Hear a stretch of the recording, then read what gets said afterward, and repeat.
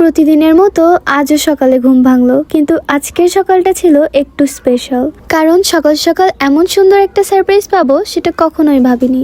সকালবেলা হাঁস ছেড়ে দিতে গিয়ে ভেবেছিলাম আজও প্রতিদিনের মতোই হবে, কিন্তু হঠাৎ করে চোখ আটকে গেল। আরে, হাঁস ডিম পেড়েছে!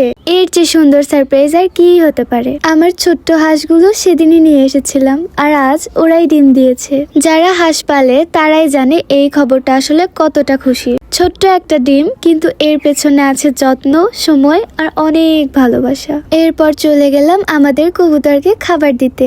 আমাদের কাছে কিন্তু 100-রও বেশি কবুতর আছে। হাঁস, মুরগি, কবুতর, এদের প্রতি আমার মায়াটা একটু আলাদা। শুধু প্রাণী না, এরা যেন আমাদের পরিবারেরই একটা অংশ।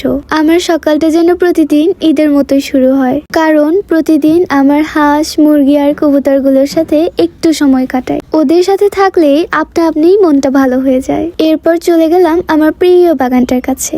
আমার বাগানে গাছ খুব বেশি নেই, কিন্তু যেটুকু আছে সেটাই তো আমার বাগান।